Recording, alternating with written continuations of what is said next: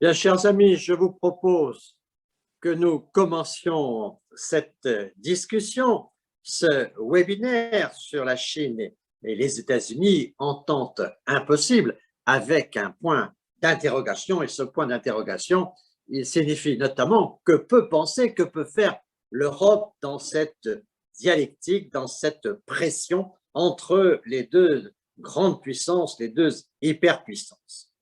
Merci à toutes et à tous de nous avoir rejoints. Je voudrais d'ores et déjà vous indiquer sur le plan pratique que vous pouvez avoir une interprétation pour ce débat pour 3 langues, en français, en anglais et en chinois. Vous allez sur le signal interprétation et vous marquez la langue dans laquelle vous souhaitez que les exposés soient traduits. C'est un dispositif qui est en place et les orateurs ne changeront pas de langue et donc les choses seront stabilisées. Vous pourrez ainsi suivre le débat dans la langue qui vous convient. Vous pouvez également, en appuyant sur le signal Q et R, questions et réponses, poser vos propres questions, vos souhaits d'intervention. Et là, Serge de Gallet rassemble l'ensemble de ces interventions et nous les communiquera dans la dernière partie de ce débat, pour que les orateurs puissent vous répondre. Nous sommes dans un webinaire de la Fondation pour la prospective et l'innovation et nous sommes au sein d'un cycle que nous avons engagé notamment à l'occasion des élections américaines avec l'élection de Joe Biden et nous regardons mois après mois l'évolution des situations. Nous avons commencé par un webinaire sur les initiatives diplomatiques des États-Unis avec les évolutions auxquelles on pouvait s'attendre.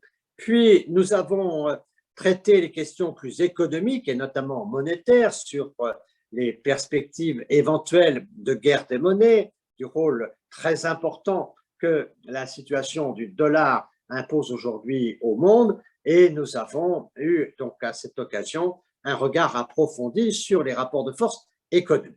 Et aujourd'hui, nous allons réfléchir aux conséquences de cette tension qui se développe maintenant entre les États-Unis et la Chine. D'abord peut-être en analysant cette tension, en évaluant un peu les perspectives et en voyant les conséquences que tout cela pose à la communauté internationale, à la gouvernance mondiale, mais aussi naturellement à l'Europe et à ce rôle que peut jouer l'Europe dans cette situation. Veut-elle être actrice? A-t-elle les moyens d'être actrice de l'équilibre du monde? Peut-elle être seulement spectatrice, voire risque-t-elle de sortir de l'histoire avec cette bipolarisation qui s'organise à nouveau sur la planète? Pour ce débat, nos panélistes aujourd'hui sont particulièrement avisés sur les sujets que nous avons à débattre. Je salue Michel Barnier pour lui dire toute notre gratitude de sa présence parmi nous. Mon cher Michel, je suis très heureux de te retrouver dans ces circonstances. Tu participes à beaucoup d'événements en ce moment et tu es au cœur de grandes actualités, mais tu restes quand même l'un des Français les plus engagés sur le terrain européen et cette tension entre la Chine et les États-Unis, naturellement, interpelle ta conscience européenne. Tu es le négociateur européen pour le Brexit, tu as été ministre, tu as été commissaire, tu as une vision générale de cette situation et franchement, ton optimisme traditionnel sur la situation européenne est aujourd'hui pour nous un sujet. Nous voulons entendre un peu la vision que tu peux avoir dans la perspective européenne et les chances que l'Europe soit à la hauteur de ce défi. Je voudrais saluer Sylvie Bermann, ambassadeur de France, qui a participé déjà à plusieurs de nos débats. Vous savez qu'elle préside le conseil d'administration de la IHEDN et qu'elle a une expérience diplomatique de première importance et elle connaît bien la Chine. Elle a écrit plusieurs livres sur le sujet et elle pourra nous faire part de sa réflexion, de ses analyses et de sa sensibilité sur ces questions. André Cheng, qui est le président de l'Asiatique européenne de commerce, qui est vice-président du comité France-Chine, il est à Pékin et il nous donnera cette sensibilité du regard aujourd'hui à Pékin.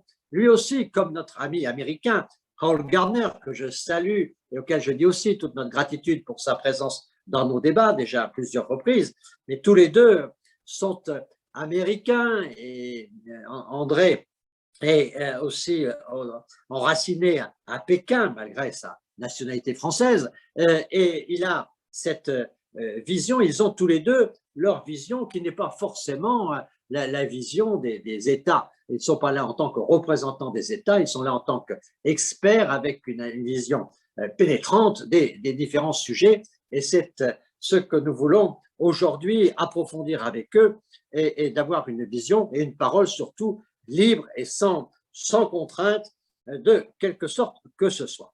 Nous allons donc débattre. Vous pouvez poser vos questions et nous les présenterons en troisième partie de ce débat. Et puis, nous allons naturellement engager tout de suite les réflexions. Je vous signale plusieurs livres qui sont très intéressants. Paul Gardner, avec la Fondation, nous allons publier sur le site de la Fondation son dernier ouvrage et il y a des choses très intéressantes aujourd'hui qui sont publiées par les uns, par les autres. Je signale un livre du journaliste de CNN, Fareed Zakaria, Retour vers le futur, où c'est une analyse très américaine, mais en même temps libre par rapport à Trump, par rapport à Biden, sur notamment les relations et la perception qu'on devrait avoir de la Chine.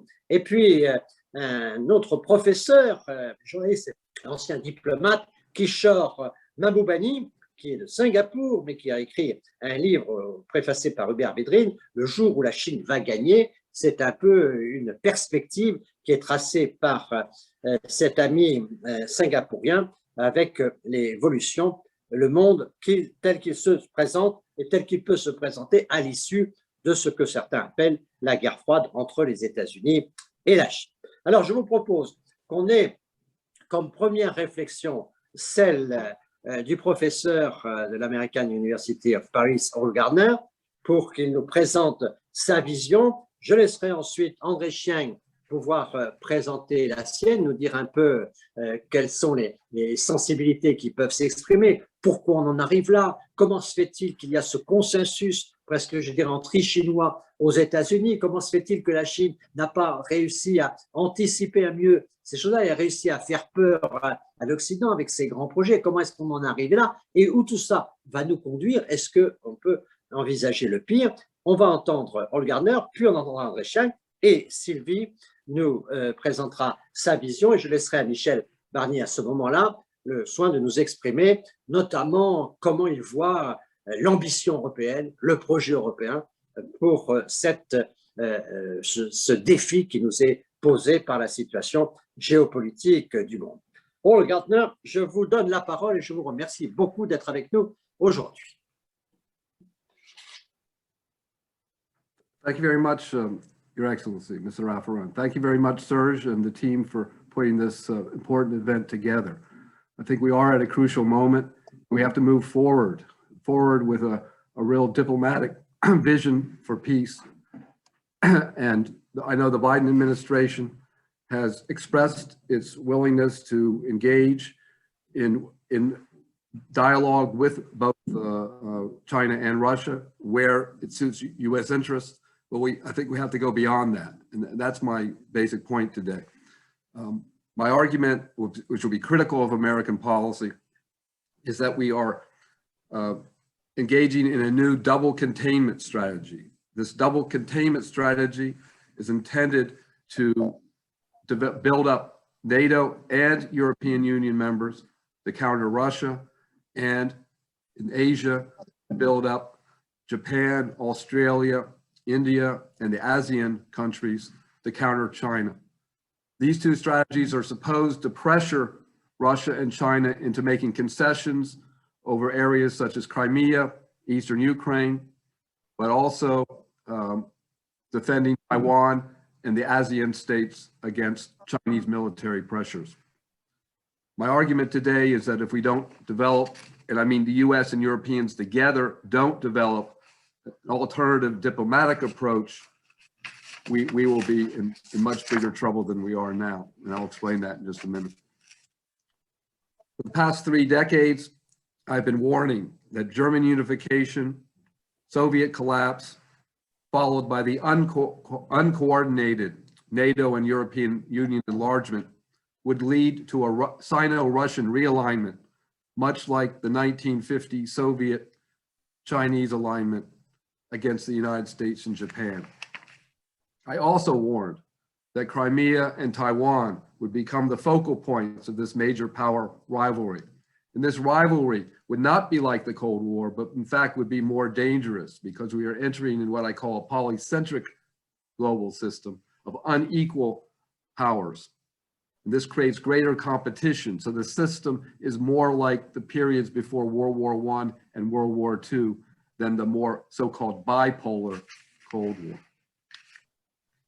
Now, by moving closer to China since really the late 1980s, and at the risk of Moscow becoming a junior partner to Beijing, Moscow has been tacitly backing Chinese claims to Taiwan and to the territories of the South and East China Seas in conflict with most of its neighbors, now including India, Moscow's longtime ally.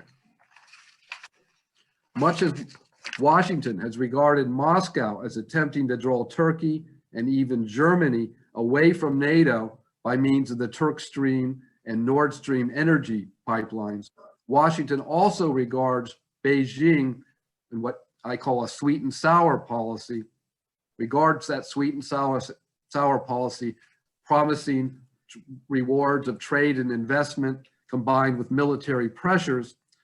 These policies are designed to weaken and undermine US alliances with the Philippines, Australia, Japan, as well as ASEAN members. So we have this dual front where the Russians are trying to break NATO and the EU possible, and the Chinese are attempting to break US alliances in Asia. Now this is taking on a new dimension in the post-Cold War era, and that's the Polar Silk Road. The US sees both China and Russia as seeking to pressure the US-Japanese relations, the US-Japanese alliance. One of the new areas of that confrontation is the Arctic region, where Beijing is hoping to work with Moscow to develop the Polar Silk Road and the Northeast Passage in the Arctic region to Europe, thereby pressuring Japan in the Arctic and ultimately impacting Sweden, Finland, and Norway. Given both Russian and Chinese military pressures in the Arctic region, the United States sees these pressures as a reason that EU members, Sweden and Finland, should move closer to NATO. Furthermore, Chinese merchant ships travel the Suez route. They're already beginning to travel the polar route. That's in the works. But even there, China has established the Greek port of Piraeus, which Beijing has called the head of the dragon. This port of Piraeus in Greece could soon rival the major European ports in Hamburg and Rotterdam. And they'll likewise boost Chinese influence in the Mediterranean and in the Balkans. So here we have China interacting with Europe indirectly through trade, but also affecting US alliances. Next area that the United States is concerned with is Russian and Chinese membership in the Chinese-led Shanghai Cooperation Organization. Here, Russia and China are at least trying to draw Iran closer to that organization, and particularly Pakistan, and China's trying to draw Pakistan into its Belt and Road Initiative. The fear that Iran would join the Shanghai Cooperation Organization was one of the major reasons that the Trump administration dumped the JCPOA Iran nuclear accord. The fear that Russia and China and Iran could join in this common political bloc dedicated to security issues with Russia and China was a factor in Trump dumping the Iran nuclear accord.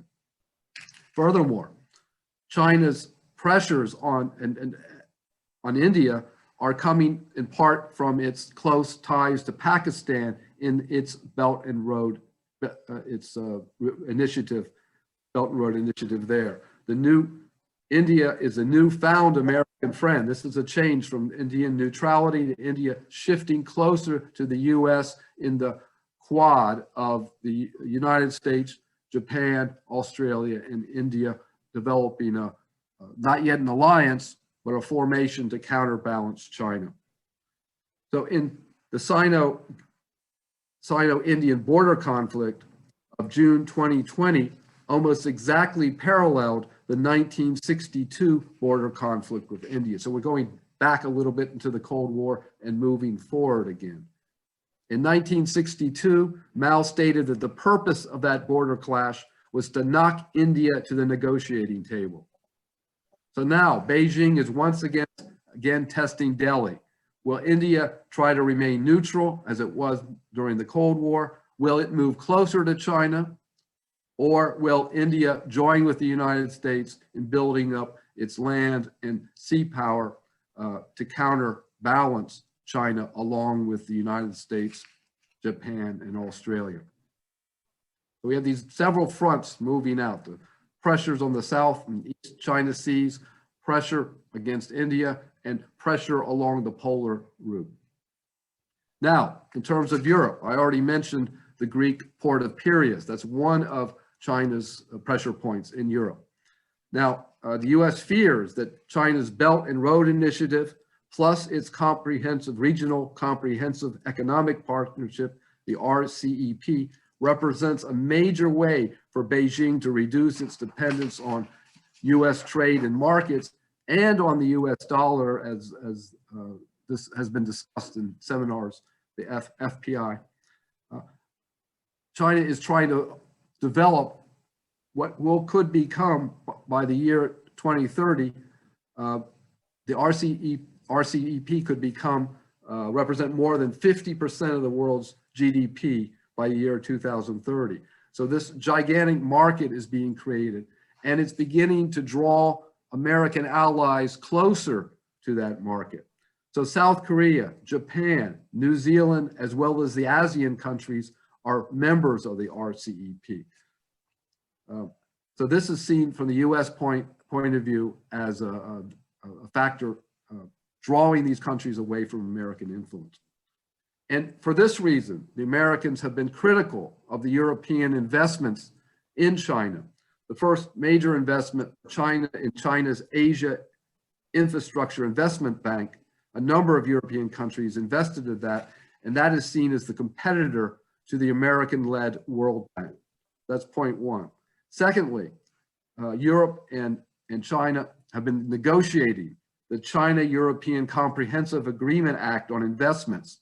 Now this has been suspended, but the point is that is seen as a European-Chinese connection that is going to link Europe to the Belt and Road Initiative and to the RCEP, and therefore weaken American political and economic influence.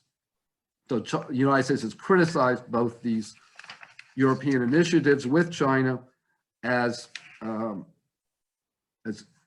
assisting China's political, economic, if not its global military influence. Now let me go back in history a little bit, because from my point of view, we can't understand where China is without some history. And this is where I probably may conflict with the American analysis. I think that the contemporary rise of China as a major power can be compared and contrasted with the self-strengthening movement that took place in China in the 19th century until the Sino-Japanese War.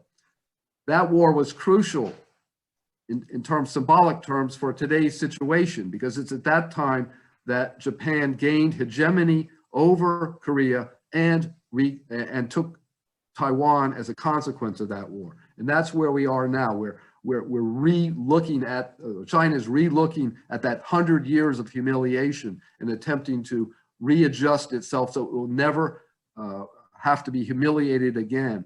And therefore, the demand to control Taiwan is taking on a new force in today's circumstances.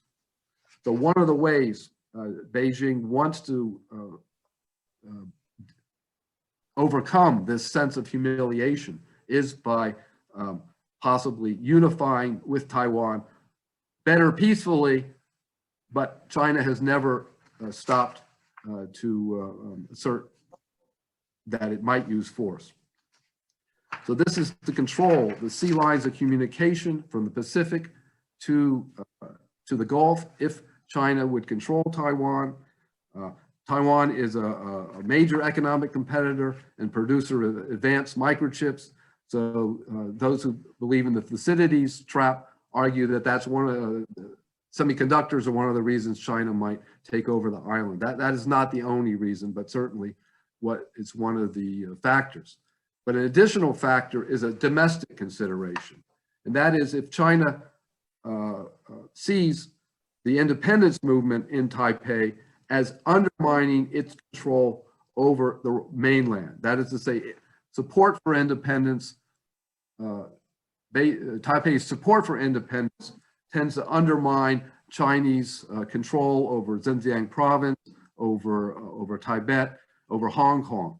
And the fear is if Taipei becomes independent, then that will create a house of cards inside China. So therefore, when the United States supports the democracy movements and supports independence and accuses Xinjiang of China's actions in Xinjiang province as genocide, as Biden administration has, this creates this very strong reaction on the part of China. And here we see that in the so-called wolf warrior diplomacy, where Beijing is furious at the United States in its approach to what it calls the international rules-based order. From China, that international rules-based order simply serves American hegemony and works to undermine Communist Party legitimacy and authority. So it is not surprising that Beijing greeted the Biden administration in January 2021 by flying nuclear-capable bombers over Taiwanese airspace. And even after American diplomats, Tony Blinken and others, met with their Chinese counterparts in March, China again flew a squadron of bombers, nuclear-capable bombers, into Taiwan's air defense system in mid-April. It's not a very subtle message. So in this regional battle for hegemony, the Americans fear that China could engage with Taiwan, try to blockade the island.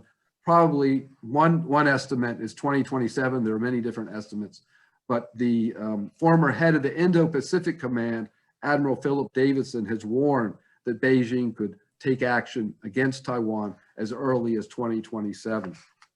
So I mentioned one possibility is a blockade of the island, but what I fear is that that action would not simply rest there, but could spread to conflicts in the region and elsewhere. A North Korea, South Korea conflict could also come out of a conflict between China and Taiwan. So the problem is that will not, in my view, will not remain a localized conflict. So finally, what is to be done?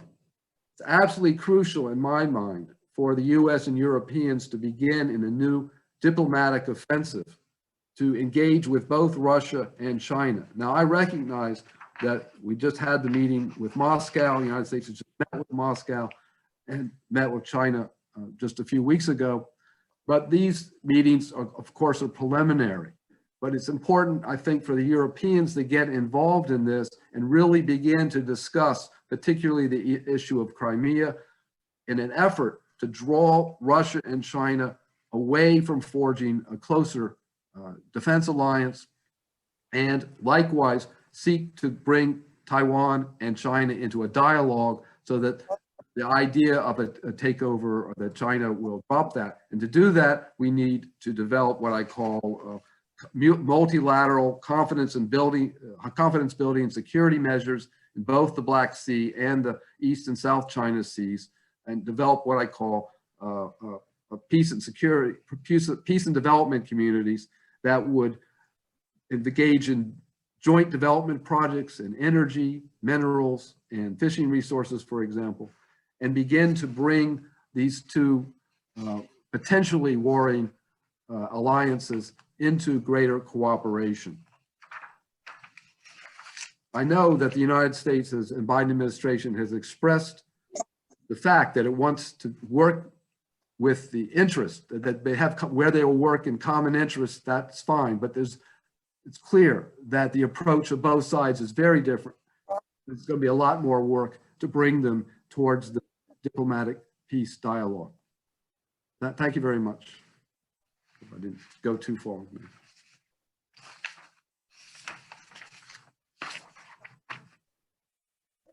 Merci, Monsieur Gartner, Monsieur le professeur, de cette vision approfondie, de cet appel à une stratégie diplomatique de sécurité. Et puis, nous avons bien entendu, en effet, ce risque majeur qui fait que le dossier de Taïwan se trouve sans doute au cœur même des menaces qui peuvent être l'expression d'une sorte d'évolution négative de la tension actuelle. Je vais donner la parole maintenant à André Chiang pour qu'il nous donne son point de vue de l'évolution de cette tension avec le regard qui est le sien aujourd'hui placé à Pékin. Bien, merci Monsieur le Premier ministre. La question que vous avez posée est simple et ma réponse sera tout autant oui, je crois en effet que l'entente est impossible. Alors, Al Gardner vient de donner ses raisons. Moi, je dirais simplement que cette impossibilité découle d'une autre question qui va dominer le monde. En fait, ce problème est relativement récent. Louis XIV en France et Kranzi en Chine ont régné à peu près à la même époque. 1643 à 1715 pour le premier, 1661 à 1722 pour le second, mais l'un et l'autre ont pu croire être le plus grand souverain du monde, et ce à juste titre, tant les deux empires étaient éloignés et étrangers l'un à l'autre. En fait, l'Empire britannique a été le premier à être vraiment planétaire au XIXe siècle, et on n'a donc connu qu'une seule expérience de passage de relais de domination mondiale, ce fut entre les États-Unis et la Grande-Bretagne au cours de la Seconde Guerre mondiale, après une période de transition entre les deux guerres. Mais depuis lors, ni l'ex-URSS, ni le Japon, ni l'Union européenne n'ont pu efficacement contester le leadership américain, car chacun d'eux avait ses faiblesses. L'économie pour l'ex-Union soviétique, la défense pour le Japon et l'unité pour l'Union européenne. Or, pour la première fois depuis la fin de la Seconde Guerre mondiale, les États-Unis se trouvent confrontés à une puissance chinoise qui ne présente aucune des faiblesses des précédents challengers. Mais autant Winston Churchill, sous la pression de la guerre, avait gracieusement renoncé au leadership britannique en faveur des États-Unis, autant ces derniers ne sont aucunement prêts à céder le leur à qui que ce soit d'autre, indépendamment d'ailleurs de toute idéologie. Alors, dans son essai célèbre, l'historien américain Graham Allison a appelé cette situation le piège de Thucydide. Et à partir de l'étude de 16 cas historiques de rivalité entre une puissance établie et une puissance émergente, il observe que 12 se sont soldés par des guerres et il en déduit que les risques de guerre entre la Chine et les États-Unis sont grands. Eh bien, ce n'est pas l'opinion des Chinois, qui pensent qu'ils n'ont pas besoin d'une guerre parce qu'ils ne font pas la même analyse de la situation. L'Occident et les États-Unis ont pour valeur cardinale, on le sait, la démocratie, qui établit et justifie la supériorité de leur système. On aurait tort de penser que les Chinois n'ont aucun égard pour la démocratie. Mais comme le montrait Francis Fukuyama dans un essai appelé « Les origines de l'ordre politique », ils accordent encore plus d'importance à une autre valeur qui est l'unité. Fukuyama en donne des raisons historiques. Il explique qu'entre les 8e et 3e siècles avant notre ère, la Chine a connu deux périodes appelées printemps et automne, puis royaume combattant, qui se sont manifestées par 5 siècles de guerre continue qui ont saigné le pays. Et ce n'est qu'en 221 avant Jésus-Christ que le premier empereur, en unifiant le pays, a pu apporter la paix et la puissance à la Chine. Fukuyama en déduit que dans l'inconscient collectif des Chinois, paix et unité se confondent. Donc, dans l'analyse géopolitique du monde vu de la Chine, les États-Unis sont en déclin, car comme l'ont démontré les dernières élections présidentielles américaines, c'est un pays éclaté où les divisions ne font que s'approfondir. En d'autres termes, les Chinois pensent que le mouvement naturel de l'histoire fera que la Chine se renforcera, tandis que les États-Unis s'affaibliront, et en attendant, ils répètent à qui veut l'entendre qu'ils ne sont pas intéressés à dominer le monde. Mais alors, il se produit un autre phénomène qui est une variante de ce que, en théorie des jeux, on appelle le dilemme du prisonnier. Alors, je n'ai pas le temps de développer le dilemme du prisonnier, mais je dirais simplement en conclusion qu'on montre dans ce dilemme que par manque de confiance entre deux protagonistes, on aboutit à une situation qui n'est pas la solution optimale. L'application que j'en fais à la situation qui nous préoccupe, Chine, États-Unis, est que plus les Chinois répètent qu'ils ne veulent pas dominer le monde, moins les États-Unis le croient, et le résultat en est que l'entente est impossible entre les deux pays. Mais alors, une fois qu'on a dit cela, on constate immédiatement qu'il y a un point d'accord. C'est justement l'impossibilité d'une entente. Mais ce n'est pas le seul, car il est associé à un autre consensus tacite, c'est qu'aucun des deux pays ne souhaite vraiment la guerre, tant elle aurait de conséquences désastreuses pour, pas seulement les deux pays, mais pour vraiment l'humanité tout entière. Ce qu'on craint par conséquent, c'est non pas la volonté de l'un ou de l'autre de faire la guerre, mais c'est une configuration qui rappelle celle qu'on a connue en France avec la pièce de Jean Giraudoux, la guerre de Troie n'aura pas lieu. Rappelez que dans cette pièce, le héros qui est Hector s'efforce de préserver la paix, mais la guerre est finalement provoquée par un concours de circonstances et un incident qui échappe au contrôle des deux négociateurs, qui sont Hector et Ulysse. Le monde craint donc un dérapage où, par accident, un conflit se déclencherait sans qu'aucune des deux parties ne l'ait vraiment voulu. Or, je ne crois pas à cette thèse, qu'en réalité, on se trouve dans une situation qui est exactement opposée.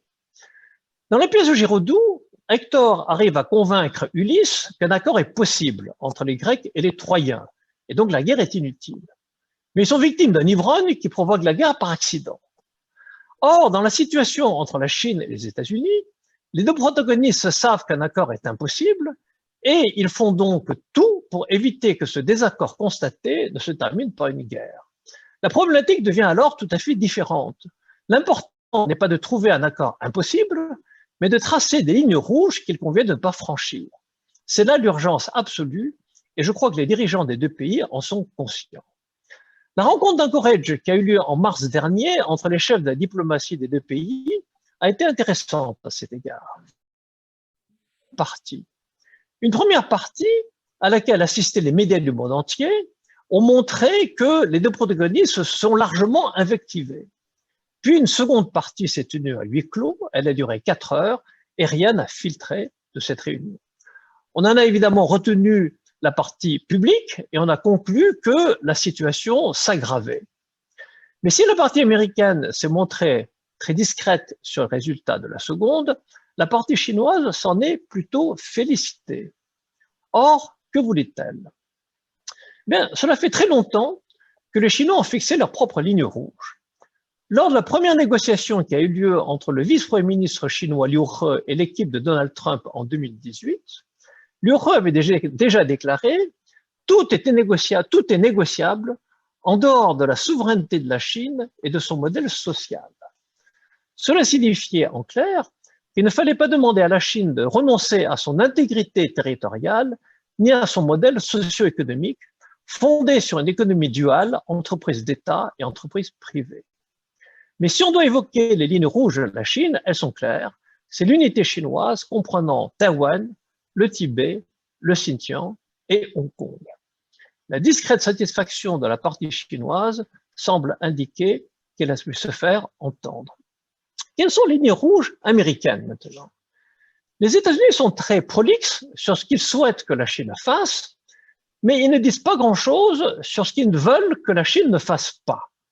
Il est donc difficile de déterminer les lignes rouges des États-Unis, mais on peut observer ce qu'en pensent les Chinois. Et on remarque dès lors qu'il y a une action à laquelle les Chinois ne se sont jamais livrés, c'est de s'attaquer au rôle de monnaie de réserve du dollar. Les Chinois pensent que le dollar est le cœur de la puissance américaine. Sans le rôle exceptionnel du dollar, des plans comme le plan de relance de Biden ne pourraient pas être mis en place. Et pour les Chinois, cela semble être la ligne rouge qu'ils ne doivent pas franchir s'ils ne veulent pas la guerre. Je pense donc que l'impossibilité de l'entente a pour conséquence une plus grande vigilance sur le risque de dérapage, mais cela n'empêche pas le conflit sino-américain de se développer sous toutes ses autres formes. Qui va alors gagner? Je dirais en conclusion que dans la lignée de la pensée stratégique de Sun Tzu, je pense que ce n'est pas celui qui sera le plus fort, mais celui qui sera le plus conscient de ses faiblesses et qui fera le plus d'efforts pour les réparer qui gagnera. Quelles sont les faiblesses des États-Unis? C'est d'abord l'impérieuse nécessité de retrouver une unité de plus en plus mise à mal, et c'est ensuite de ne plus rejeter sur d'autres la responsabilité de leur propre faiblesse, comme le faisait Donald Trump. Vous rappelez que pour expliquer l'abyssal déficit commercial américain, il blâmait les pratiques commerciales des Chinois, alors que tous les économistes savent que la vraie raison de ce déficit est le manque d'épargne des États-Unis. Quelles sont les faiblesses de la Chine? Les Chinois le savent, pour échapper à ce que les économistes appellent le piège du revenu moyen, ils doivent innover. Et l'un des objectifs majeurs énoncés par la Chine est de devenir une grande puissance innovante. Elle a beaucoup progressé dans cette voie, mais elle doit comprendre que pour continuer, elle a besoin de s'ouvrir toujours davantage au monde, car l'innovation provient du choc des idées de gens qui pensent différemment. Pour que la Chine soit vraiment créative, il faut qu'elle comprenne que tout le monde ne doit pas être formé dans le même moule. Merci. Merci beaucoup, cher André. Cette entente, donc décidément impossible, mais pas nécessairement conflictuelle, enfin en tout cas pas jusqu'à la guerre, malgré cette loi du piège du Thucydide qui fait que le numéro 1 a du mal à accepter l'émergence du numéro 2 et le numéro 2 pourrait bien se voir à la place du numéro 1. Je laisse la parole maintenant à Sylvie Berman, puis à Michel Barnier. Sylvie Berman avec à la fois son regard et sa culture atlantique avec elle est en position à l'ONU, elle est en position ambassadeur à Londres, puis elle est en Russie, puis en Chine. Donc, vous avez une vision, chère Sylvie, assez panoramique de cette situation. Merci, Monsieur le Premier ministre. Pour aller dans la lignée de ce qu'a dit André Tchang, je crois qu'effectivement, on est dans le piège de Thucydide, même si je pense qu'on n'ira pas jusqu'à la guerre. Alors, pourquoi on peut parler de nouvelle guerre froide, même si elle n'a rien à voir avec la guerre froide classique américano-soviétique, où à l'époque, l'Union soviétique n'était pas tellement impliquée dans l'économie mondiale. On peut en parler néanmoins parce qu'il y a non seulement une guerre commerciale, mais après tout, c'est tout à fait compréhensible, mais il y a un blocus technologique en fait, et qui est une forme d'endiguement de la Chine pour l'empêcher d'accéder à la première place, d'où la campagne sur Huawei, non seulement bien sûr aux États-Unis, en Europe et dans d'autres pays. Mais il y a également, alors la dimension militaire a été évoquée effectivement en mer de Chine du Sud, avec un risque, comme on dit en anglais, de miscalculation, à la merci d'un accident qui pourrait déboucher sur une guerre de Troie, même si encore une fois je ne le crois pas. Taïwan fait partie effectivement des intérêts fondamentaux de la Chine, et je pense que les Américains mettent de l'huile sur le feu.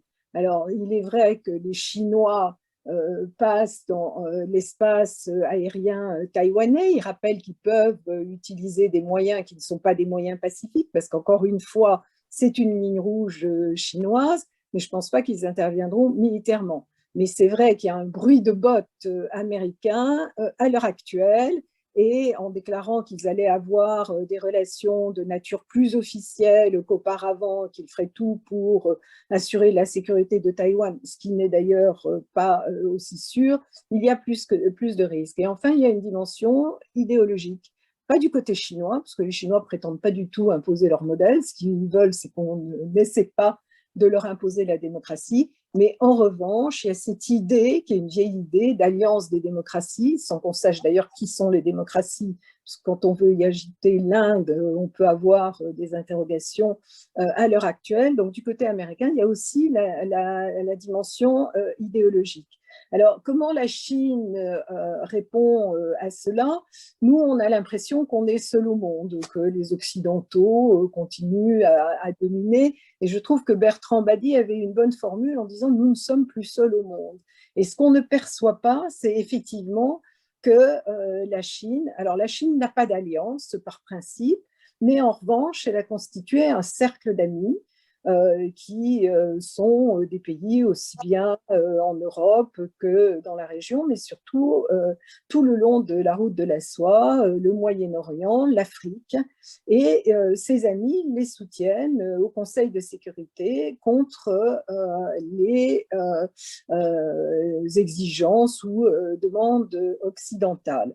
Alors évidemment, il y a un plus grand ami, qui est le meilleur ami même de Xi Jinping, qui est Vladimir Poutine.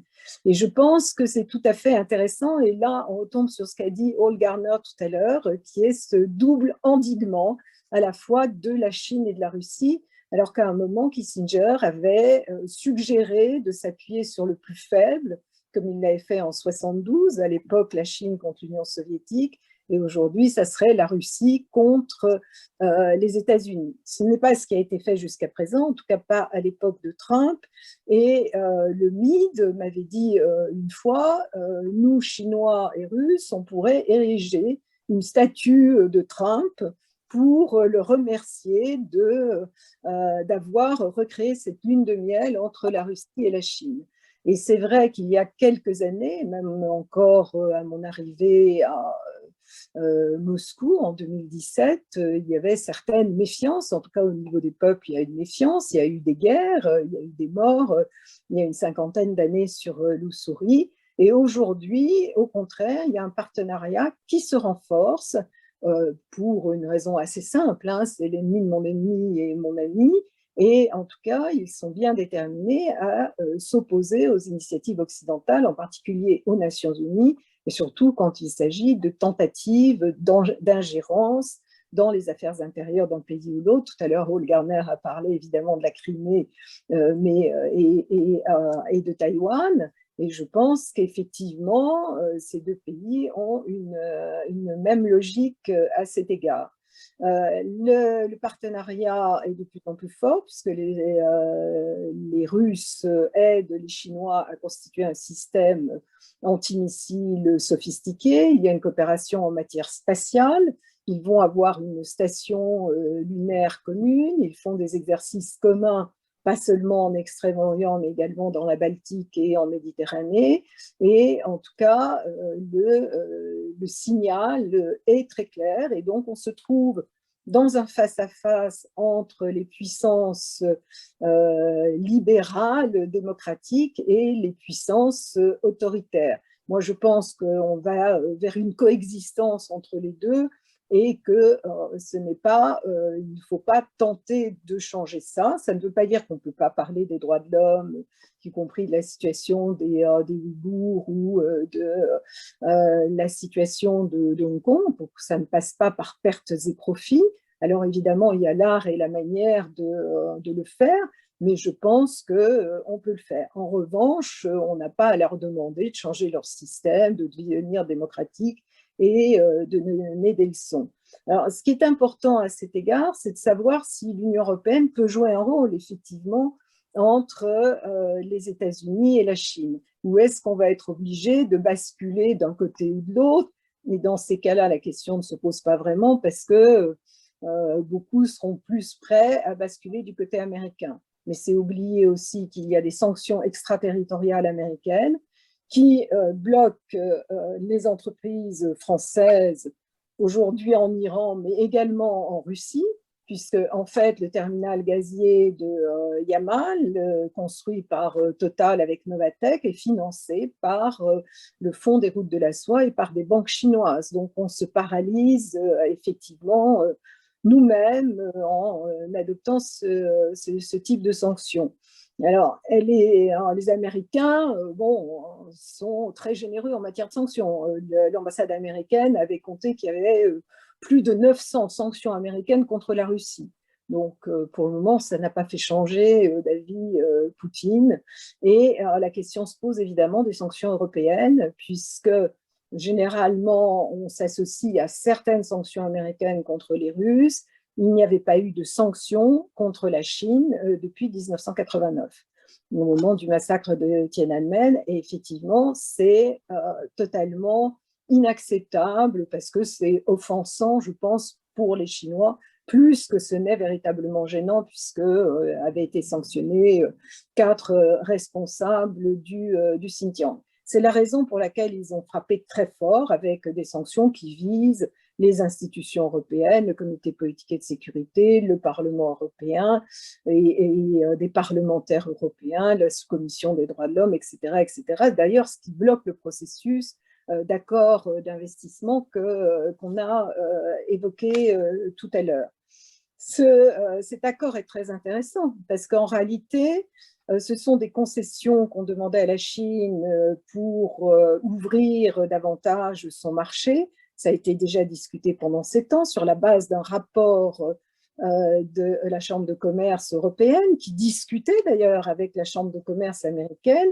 Les Américains ont obtenu dans cet accord commercial de phase 1 en janvier l'année dernière les concessions que les Chinois nous accordaient dans cet accord. Et on se trouve dans la situation paradoxale où, à titre de réaction ou de punition contre ces sanctions chinoises, on a décidé de geler un accord qui, en réalité, allait plutôt dans le sens de nos intérêts.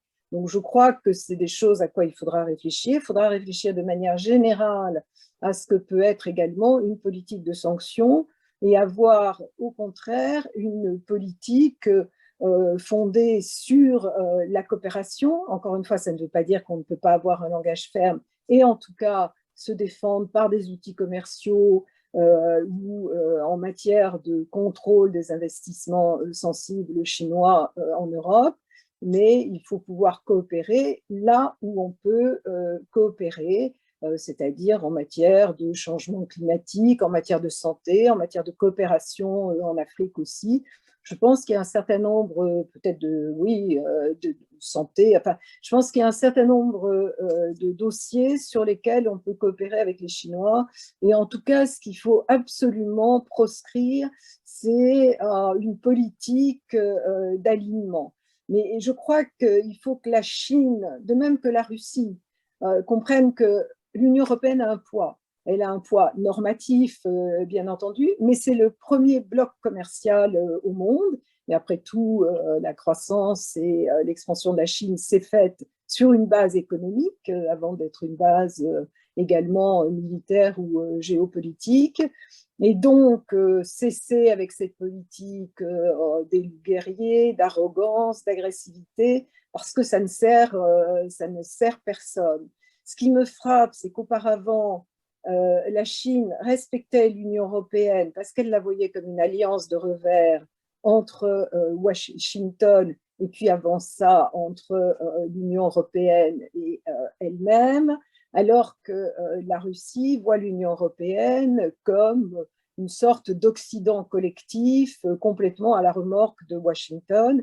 Et donc, ils se disent qu'il n'y a pas d'effort à faire. On l'a vu au moment de la visite de Joseph Borrell, le jour même ont été expulsés des diplomates européens, mais jusque-là, la Chine ne procédait pas de cette manière. Or, c'est ce qu'elle a tendance à faire aujourd'hui, et je pense que c'est une erreur, et je pense que c'est une de ses faiblesses aussi, qui est l'hubris. Donc, encore une fois, l'Union européenne a clairement un rôle à jouer et il faut aussi que la Chine comprenne ce que peut représenter l'Union européenne. Merci beaucoup, Madame l'ambassadeur de France. Alors, vous concluez sur l'Europe et que la nécessité, naturellement, que les Chinois, aussi les Américains, comprennent les ambitions européennes et puis aussi la culture européenne et qu'on puisse respecter chacun nos cultures. Mais je demande à Michel Barnier maintenant sa vision. Au fond, est-ce que cette stratégie d'une souveraineté liée à de la coopération, mais d'une ambition d'une Europe qui se veut souveraine, qui se veut avoir des alliés, mais qui se veut ne pas être alignée? Est-ce que c'est possible de pouvoir parler avec les uns, avec les autres? Est-ce qu'il va falloir, comme disait tout à l'heure Sylvie Berman, basculer de côté ou de l'autre? On voit bien que pour les entreprises françaises, européennes qui veulent être mondiales, elles ont besoin des deux marchés. Le marché chinois est un marché impératif, tout comme le marché américain est un marché impératif. Donc, pour être mondial aujourd'hui, les entreprises ne veulent pas se trouver face à un choix. Donc, on entend la nouvelle Commission européenne parler de souveraineté, d'indépendance. Est-ce que cette ligne-là est une ligne qui peut être une ligne, si ce n'est pacifique, en tout cas apaisante? Michel Barnier, en le remerciant d'être avec nous, alors que nous savons qu'il est très demandé en ce moment partout. Merci, cher Jean-Pierre, et bonjour à chacune et chacun d'entre vous. J'espère que la liaison fonctionne correctement parce que ce n'a pas été le cas tout au long de certaines interventions à l'instant. Donc, bonjour à tous et merci beaucoup de m'inviter, Jean-Pierre, à apporter avec humilité mon point de vue dans ce débat et avec autant d'interventions qualifiées. J'entendais Sylvie Berman à l'instant, que je salue amicalement, parler de l'Europe. Je pense que l'Union européenne, appuyée sur ce qui est pour un certain temps encore son principal atout, c'est-à-dire son marché unique, celui même que je me suis efforcé de défendre pour qu'il ne soit pas fragile, négociation extraordinaire du Brexit pendant 4 ans. Les Européens appuyés sur ce marché unique ont un double devoir, me semble-t-il, de lucidité sur le monde tel qu'il est, et pour reprendre le conseil d'André Cheng sur nos propres faiblesses par rapport au monde tel qu'il est ou tel qu'il vient. Donc, devoir de lucidité et aussi devoir de volontarisme pour nous-mêmes, parce que, évidemment, dans le monde d'aujourd'hui, ce que nous ne ferons pas nous pour l'Union européenne, personne ne viendra le faire à notre place. Et au nom de cette lucidité, je pense qu'il faut constater, ce que d'autres ont dit mieux que moi, la Chine est aujourd'hui la deuxième puissance mondiale. C'est une civilisation plurimillénaire, commerciale, technologique, militaire, diplomatique, qui d'ailleurs peut s'appuyer très puissante. Et dans ce contexte, je voudrais commencer mon intervention par 2 convictions.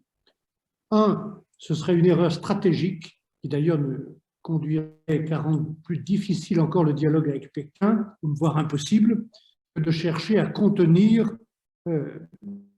la croissance économique chinoise ou à la restreindre.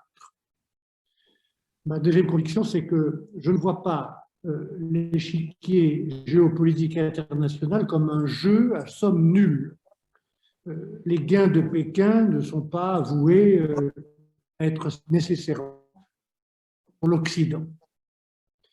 Cela étant dit, c'est incontestable que la Chine est, pour l'Europe comme pour les États-Unis, un partenaire, mais également un concurrent stratégique et un rival systémique. À ces termes qui sont ceux qu'utilise la Commission européenne, je voudrais ajouter une notion que j'ai retrouvée en préparant cette intervention et qui a été développée par un des plus brillants sinologues américains, Ryan Haas, qui fut d'ailleurs le conseiller du président Obama sur la Chine. Dans un livre récent, Stronger, Ryan Haas développe le concept de concurrence interdépendante entre la Chine et les États-Unis. Je crois que ce concept s'applique également à la relation entre la Chine et l'Union européenne, et notamment pour 2 raisons.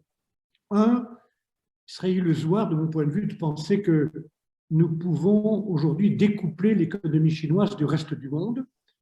S'il est essentiel pour l'Europe de regagner sa souveraineté, et cela a été dit, dans certains domaines stratégiques, les semi-conducteurs, les batteries électriques, les produits médicaux qui ont une haute valeur ajoutée, et d'être également moins dépendant d'un nombre limité de pays tiers pour ses propres matières premières, je pense qu'il n'est pas réaliste de croire que nous allons relocaliser l'ensemble de nos chaînes de production en Europe. Et puis aussi, la seconde, c'est que nous ne pourrons pas apporter de réponse viable à certains des grands défis qui sont devant nous si nous ne travaillons pas, comme l'a recommandé Sylvie à l'instant, avec la Chine. Il en va ainsi de la question climatique, qui est globale, et aussi de notre capacité à prévenir de futures pandémies. Et je pense que ce constat s'applique aussi à certaines crises diplomatiques, et on l'a cité, il n'y aura pas de solution durable en Corée du Nord ou même en Iran et en général le Proche-Orient si nous ne travaillons pas aussi étroitement avec Pékin. Je ne parle pas de l'Afrique. Un autre point important est que nous ne pourrons pas bâtir une politique étrangère, je le dis comme je le pense, digne de ce nom, si notre diplomatie n'est guidée que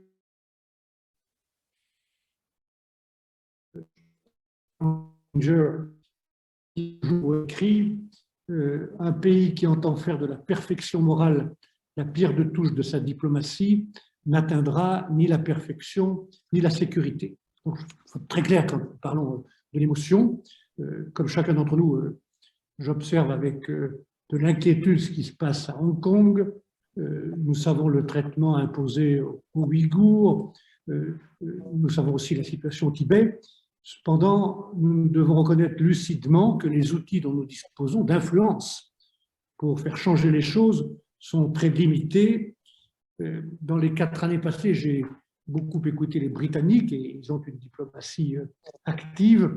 Et dans une revue intégrée de politique étrangère, le Royaume-Uni écrivait que nous avions en effet très peu de leviers d'influence sur la politique intérieure chinoise. Là aussi, c'est un devoir de lucidité. En revanche, ayant dit cela, je souhaite que nous adoptions une approche plus stratégique et de long terme par rapport à la Chine. Et ça passe par un renforcement de nos liens sécuritaires et commerciaux, et aussi culturels, avec d'autres puissances asiatiques. J'ai d'ailleurs observé que une des premières directions prises par le président Biden, ce n'était pas vers l'Europe ou l'Union européenne, et pas vers la Chine, mais vers certaines puissances asiatiques qui sont celles du Japon, de la Corée du Sud, du Vietnam, également de l'Inde ou de l'Australie. Je pense que nous devons, sans demander la permission et sans complexe, établir des liens plus forts avec ces pays du grand ensemble indo-asiatique. En parallèle, c'est également dans d'autres régions où les intérêts de l'Europe sont en jeu plus directement que nous devons affirmer de manière plus forte notre volonté ou ce volontarisme. Je voudrais prendre 2 exemples.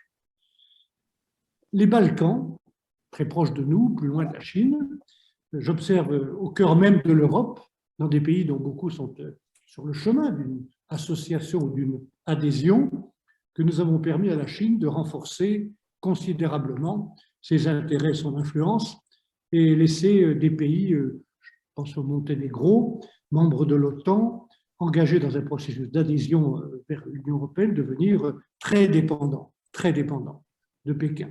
Dans cette région, je pense auquel je me suis toujours beaucoup intéressé personnellement, l'Union européenne doit adopter une approche géopolitique, comme on le dit quelquefois à Bruxelles, qui suppose de proposer des alternatives en termes de financement et d'infrastructures à ce qui est offert de manière un peu solitaire par la Chine actuellement.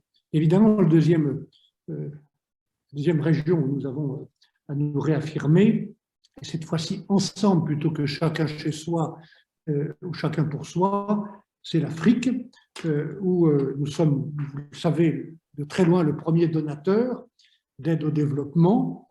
Pourtant, si on regarde tous les grands projets d'infrastructure en Afrique, nous constatons de manière quasiment systématique qu'ils sont aujourd'hui menés par la Chine. Cela a été très bien documenté, notamment par le FMI. Et ces projets sont souvent menés d'ailleurs sans impliquer vraiment les populations locales, pas toujours en respectant les règles anticorruption et en laissant à beaucoup de ces pays un plus grand endettement pour l'avenir. Je pense que l'Europe, et je le dirais dans mon pays, doit agir pour une réponse globale, plus contractuelle avec l'Afrique, et plutôt que d'additionner encore des politiques nationales qui manquent d'influence et d'impact, avoir une réponse européenne dans ce contrat avec ce grand continent dont dépend tellement l'avenir de l'Europe qu'est l'Afrique. Voilà.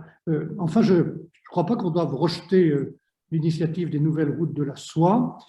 Sur ce point, juste deux remarques pour souhaiter que l'Union européenne soit plus ferme avec quelquefois ses propres dirigeants, qu'il soit plus solidaire, et aussi que l'Union européenne soit plus forte dans son soutien à ceux qui se tournent vers la Chine, car ils n'ont pas d'autres alternatives. Je parlais des Balkans, qui ne sont pas tous dans l'Union, mais il y a des pays comme la Grèce, par exemple, où je pense que nous avons manqué de volontarisme et de réponse pour l'équipement de ce pays. Et je ne parle pas seulement du port du Pirée, qui est un équipement stratégique à l'intérieur même de l'Union européenne. Voilà, je voudrais marquer maintenant 3 points dans cette intervention.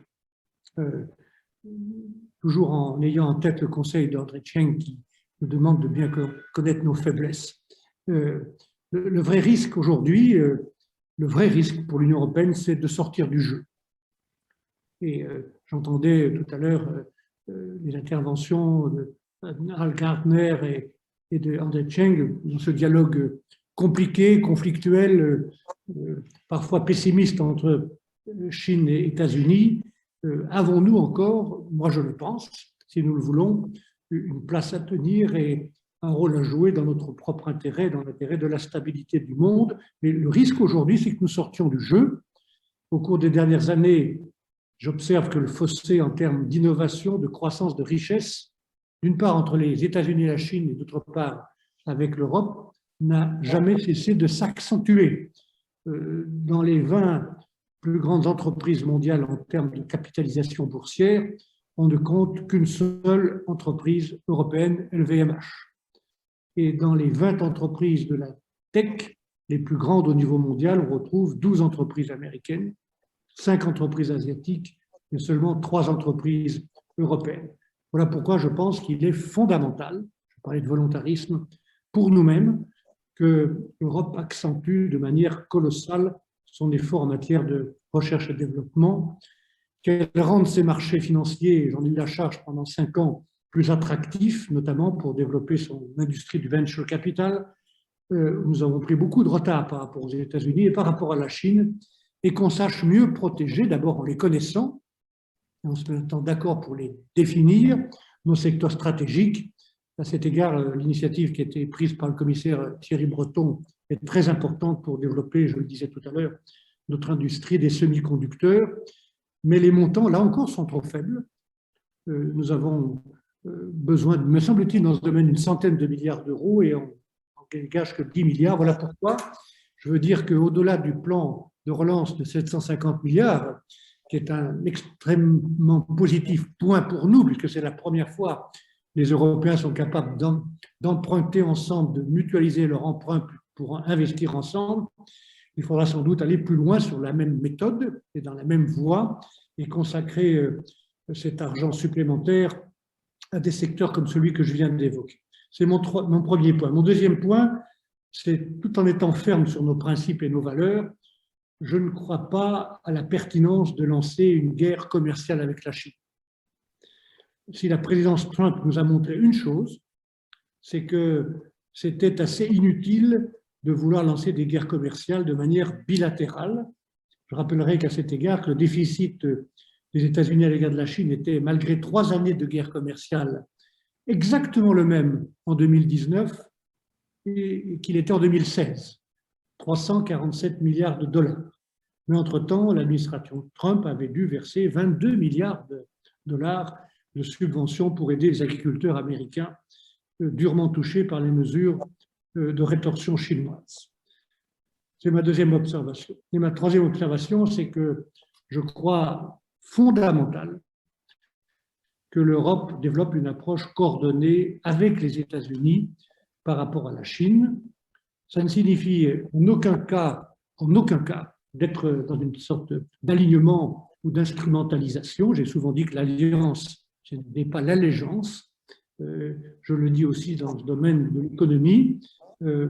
Donc, il n'est pas question d'adopter la rhétorique de la guerre froide qu'on observe chez certains faucons américains, mais à l'heure où l'administration Biden a une approche plus pragmatique, et heureusement plus pragmatique, et nuancée de la question chinoise, met un accent plus fort sur la coordination entre alliés, et alors que nos valeurs et nos intérêts nous amènent clairement à être plus proches des États-Unis, je pense qu'il sera nécessaire de voir comment nous pouvons mieux travailler avec Washington pour notamment pousser la Chine à mieux respecter les règles du jeu multilatéral.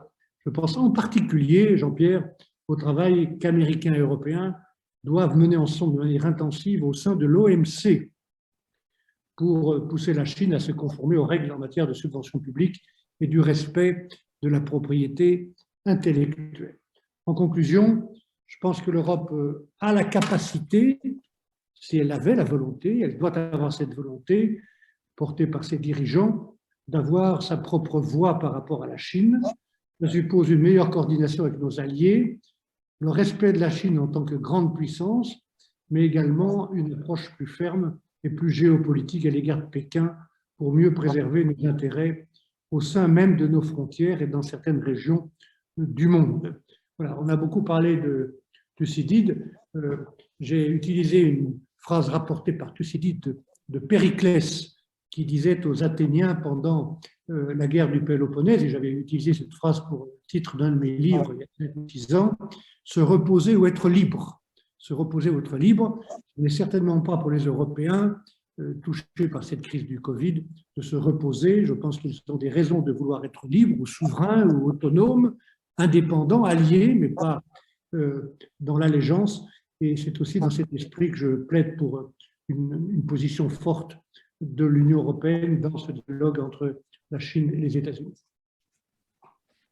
Merci beaucoup, Michel, de ce message à la fois sur les risques, la sortie du jeu, ce qui est très préoccupant, mais aussi sur les pistes d'avenir, l'innovation, la recherche, et puis ce renforcement des démarches multilatérales et faire plus confiance aux règles du jeu multilatéral renforcées et appliquées, plutôt qu'à la recherche de tensions bilatérales dont on mesure qu'elles sont peu efficaces. Merci de ce message européen, de cette analyse-là.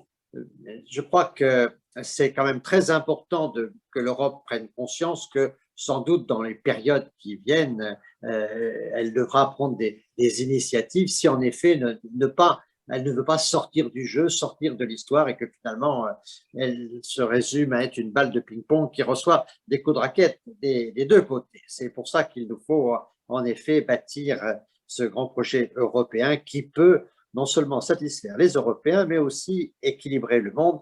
Je crois que là, il y a une ligne directrice importante. Alors, je voudrais demander à Al Gardner sur ces discussions, sur ce qui vient d'être dit. Au fond, il y a quand même 3 choses qui me frappent. Lui-même va commenter ce qui a été dit, mais premièrement, une question que je pose à tous nos panélistes. Comment se fait-il que aux États-Unis notamment, tous les chefs d'entreprise qui ont été les grands gagnants de l'ouverture du marché chinois, mais c'est aussi vrai en France, comment quand on accuse aujourd'hui publiquement la Chine je dirais entre guillemets, de déranger le monde, on n'entend pas tous ceux qui ont bénéficié de la croissance chinoise, qui ont bénéficié du développement quand on regarde les grandes entreprises françaises, mais c'est le cas aux États-Unis aussi, on n'entend pas ceux qui ont participé à la croissance du marché chinois défendre un peu une ouverture des marchés et ceci est assez significatif en ce moment. On a l'impression qu'il y a une sorte de consensus anti-Chine qui existe aux États-Unis entre les républicains et les démocrates.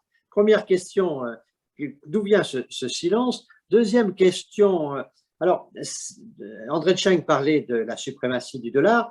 Est-ce que les nouvelles technologies, est-ce que les nouvelles monnaies, cette évolution, ce bouleversement qui est en train d'exister avec les monnaies numériques, on voit que les monnaies digitales sont étudiées par les grandes institutions financières, y compris la Banque centrale européenne aujourd'hui. Donc, est-ce qu'il n'y a pas là quelque chose d'assez instable ou est-ce qu'au contraire, on est dans une ligne directrice où la suprématie du dollar sera quand même un peu la quille d'un bateau qui peut chahuter mais qui reste stable parce que c'est une suprématie encore très durable.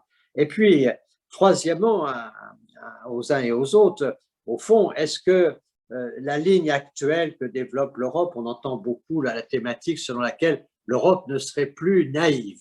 Encore que personnellement, je n'ai pas le sentiment que des présidents comme François Mitterrand ou Jacques Chirac aient été de grands naïfs. Mais on voit bien qu'aujourd'hui, on dit qu'il ne faut plus de naïveté. Est-ce que l'Europe peut, au fond, avoir un statut qui ne serait pas alignée avec les États-Unis, comme elle l'a été quand il s'agit des sanctions, par exemple? Est-ce qu'on peut imaginer une Europe qui prendrait un peu de distance avec les États-Unis, tout en ayant sa distance avec la Chine, mais qui aurait des coopérations un peu avec les deux partenaires?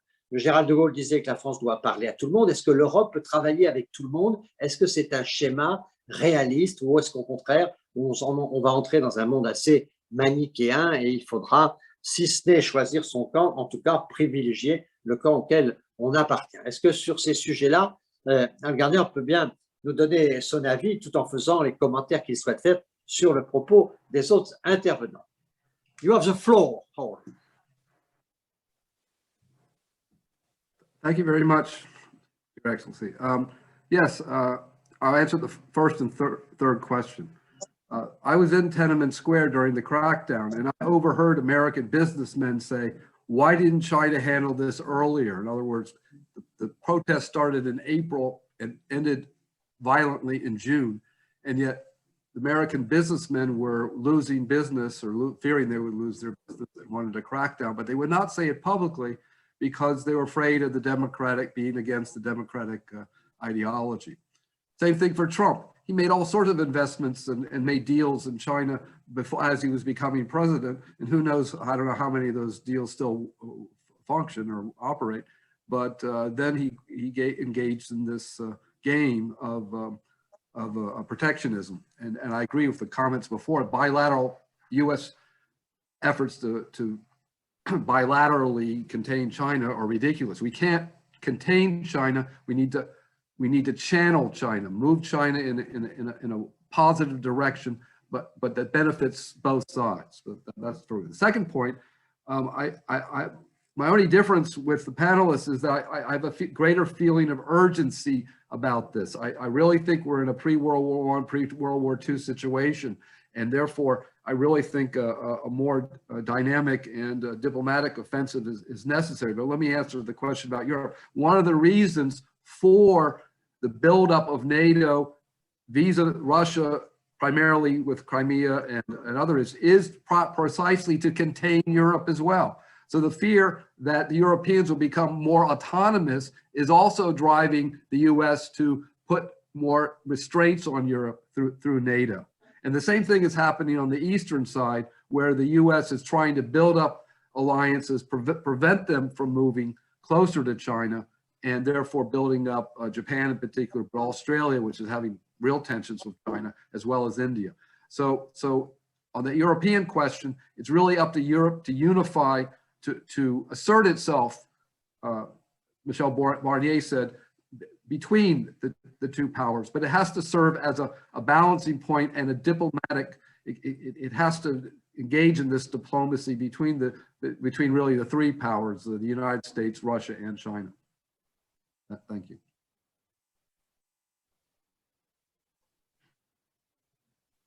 Merci beaucoup.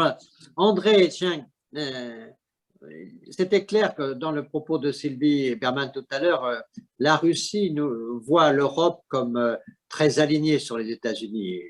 Et est-ce que la Chine et son évolution aujourd'hui et l'évolution de l'Europe, est-ce que la Chine pense que ça vaut la peine de faire des avancées avec l'Europe pour essayer de renforcer la dimension indépendance de la stratégie européenne. Est-ce que c'est quelque chose qui est dans la diplomatie chinoise, quelque chose de marqué, ou au contraire, le pari est fait que de toute façon l'Europe rejoindra les États-Unis si les choses devenaient plus crispantes?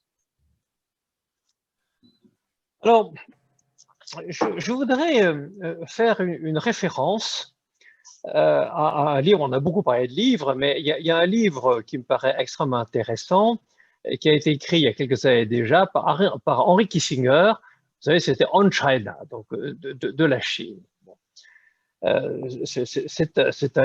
je voulais référer à un passage de ce livre où Kissinger pose une question que j'ai trouvée très intéressante. C'était la suivante, c'est-à-dire, au fond, il y a un mystère avec la Chine parce que si on regarde la Chine du 19e siècle, et qui était la Chine la plus faible, donc après les guerres de l'opium, il se posait la question de savoir comment est-ce que la Chine, qui était opposée à 8 nations, puisque vous vous rappelez, il y avait les nations occidentales, enfin, donc plus les États-Unis, plus le Japon, donc comment est-ce que les 8 nations qui attaquaient la Chine, et alors que la Chine était plus faible que chacune de ces nations, comment la Chine a-t-elle pu garder son indépendance? Voilà la question que pose Henry Kissinger. Henry Kissinger a donné une réponse dans son livre qui me paraît très intéressante. C'est là-dessus que je vais me pencher. Sa réponse, c'est de dire, au fond, le fait justement qu'il y ait 8 nations, c'est ça qui a sauvé la Chine. Parce que les Chinois ont très rapidement compris que pour garder leur indépendance, il fallait qu'ils puissent diviser ces nations et les dresser les unes contre les autres. Ils ont fait en sorte que les Anglais et les Français ne soient pas d'accord, que les Allemands et les Japonais, les Américains, enfin les Italiens, que ce genre-là ne soit pas d'accord, de façon à pouvoir garder cette indépendance. Et au fond, Henry Kissinger rend un hommage à la bureaucratie chinoise qui, malgré sa corruption, malgré sa faiblesse, a su trouver en quelque sorte cet antidote à l'impérialisme occidental. Alors, la seconde arme utilisée par les Chinois est très intéressante, d'après Henry Kissinger toujours, c'est qu'ils constataient que la plus puissante des nations qui attaquaient la Chine à l'époque, c'était la Grande-Bretagne, et ils ont particulièrement étudié les Anglais, et ils ont remarqué que les Anglais avaient une caractéristique tout à fait intéressante, c'est que malgré leur impérialisme donc brutal, ils respectaient les lois, on pensait les lois britanniques. Et donc les Chinois ont compris que les lois pouvaient être une arme à disposition des Chinois pour lutter contre les Britanniques. Et ça, finalement, ce sont deux notions que les Chinois ont gardées jusqu'à présent. Diviser l'ennemi et utiliser les lois donc de l'ennemi contre eux. Bon. Alors, c'est après ce préambule que je réponds, enfin, que je donne mon opinion sur votre question. C'est que pour les Chinois, et là, je voudrais reprendre le titre que vous avez donné à ce débat, donc entente impossible. Bon, entente impossible, ça laisse penser que c'est quelque chose de négatif puisque les deux pays ne s'entendent pas. Mais si on prend cette expression au sens économique du terme, ça devient aussi extrêmement intéressant. Entente impossible, ça veut dire que on ne peut pas avoir d'entente au sens de trust. Il ne peut pas y avoir d'entente sud-américaine. Et là, c'est quelque chose d'extrêmement intéressant parce que ça donne un espace de liberté considérable à l'Europe, justement. Donc, pour les Chinois, donc l'Europe est à la fois une entité extrêmement intéressante parce que ça permet de contrebalancer le poids des États-Unis. Mais d'un autre côté, quand l'Europe veut donc sanctionner la Chine, comme ça a été cas récemment sur le Xinjiang, eh bien la Chine utilise ses armes qui consistent à diviser l'Europe pour éviter justement que ces sanctions soient quelque chose de trop massif et quelque chose de trop pénalisant pour la Chine. Donc, selon les circonstances, en fait, l'Europe peut être une force extrêmement positive pour la Chine, comme ça peut être une force négative, mais quand on regarde sur une certaine durée, moi je pense que l'Europe est plutôt considérée comme une force positive pour la Chine. Je pense un peu comme vous. Néanmoins, quand on voit par exemple que le traité sur les investissements a mis plus de 7 ans, on peut se dire que quand même il y a un certain nombre de sujets sur lesquels on pourrait essayer d'avancer plus vite pour pouvoir créer une relation quelque peu stabilisée et qui ne soit pas une relation seulement conjoncturelle, ce qui est, dans le contexte géopolitique actuel, est finalement fragile. Alors, mais là, vous avez tout à fait raison. Mais c'est pour ça qu'il y a une notion qui est extrêmement importante quand on étudie la Chine, c'est la notion du moment. À quel moment telle ou telle chose doit se passer. Vous savez, moi j'avais un ami qui était administrateur dans une société japonaise. Enfin, prenons comme une société asiatique. Alors, il me racontait une histoire suivante, il disait que finalement, il a démissionné de son poste parce qu'il avait un poste important, il était le patron pour l'Europe d'une société japonaise, et il disait, je n'en pouvais plus parce que finalement, tous les mois, il fallait que j'aille à Tokyo pour assister à un conseil d'administration, donc je faisais l'aller-retour en avion, ce qui est quand même assez épuisant entre Paris et Tokyo, et surtout, c'était un conseil d'administration où il ne se passait jamais rien. Donc je faisais 12 fois par an le voyage pour rien. Bon. Et il me disait, en souriant, bon, c'est pas tout à fait pour rien. En fait, s'il y avait un conseil d'administration, c'est parce que justement, tout le monde savait que le conseil d'administration se passerait à tel moment et qu'il fallait absolument que les accords soient passés avant le conseil d'administration pour que tout le monde se congratule. Parce qu'un conseil d'administration au Japon, c'est pas comme un conseil d'administration en France où on s'étripe, c'est un conseil d'administration où tout le monde se congratule sur les accords qui ont été trouvés, même si la veille, personne n'a dormi parce qu'il fallait justement arriver à trouver ces accords. Donc, c'est un peu la même chose. C'est-à-dire que pendant 7 ans, donc, comme l'a rappelé Sylvie Berman, il y a eu des négociations, mais il n'y avait pas d'urgence. Et puis, brusquement, donc, comme vous le savez, à la fin de l'année dernière, les Chinois avaient décidé qu'il fallait qu'il y ait un accord qui soit conclu avant la sortie de Mme Merkel, enfin, pour toutes sortes de raisons. Et par conséquent, comme vous le savez, donc, les Chinois ont fait des concessions de dernière minute qui ont permis que cet accord puisse être, en tout cas, accepté par la Commission européenne. Merci beaucoup. Vos commentaires alors sur tous ces propos, Sylvie Berman, et notamment sur la capacité qu'a l'Europe à pouvoir tracer une ligne d'équilibre, même si on ne peut pas mettre sur le même plan les relations avec les États-Unis et les relations avec la Chine, mais comment peut-on avoir une relation plus équilibrée, d'autant plus que ce que vous dites à propos de la relation entre la Russie et la Chine est particulièrement importante pour l'Europe parce qu'on voit bien que la question de la sécurité à l'est de l'Europe passe par notre relation avec la Russie. Et donc, les sujets sont de plus en plus liés.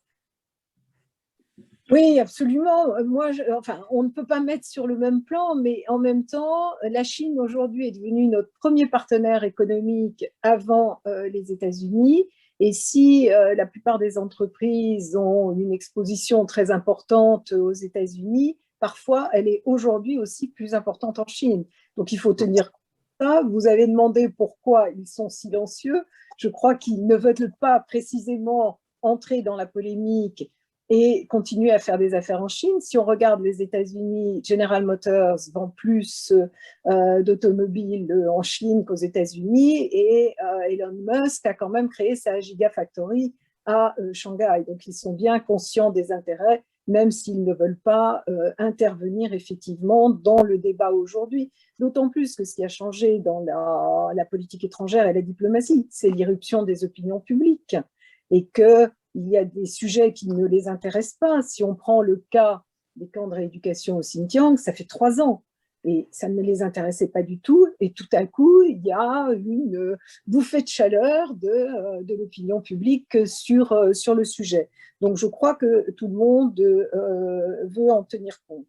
André Chang a dit quelque chose de très intéressant tout à l'heure sur le fait que les Chinois considérait que le dollar était une ligne rouge américaine et que donc on n'essayait pas de le mettre en cause. En même temps, les Chinois ont aujourd'hui plus de 10% de leurs réserves en euros, les Russes aussi d'ailleurs, et il y a de plus en plus de transactions qui sont faites dans des monnaies locales, et en tout cas entre les Russes et les Chinois, c'est fait en général en yuan, parfois en rouble, en essayant d'éviter le dollar, pour éviter justement les sanctions extraterritoriales qui peuvent effectivement parfaitement viser la Chine un jour.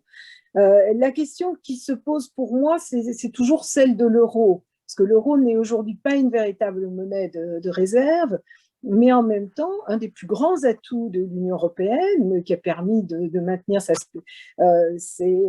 stabilité et à éviter la concurrence entre nous, c'est quand même l'euro. Et là, Michel Barnier, évidemment, a joué un rôle très, très important à cet égard, et je trouve qu'on devrait l'utiliser davantage. Sur les monnaies numériques, j'ai pas d'avis. Il y a eu un crash, d'ailleurs, aujourd'hui même en Chine sur les monnaies numériques.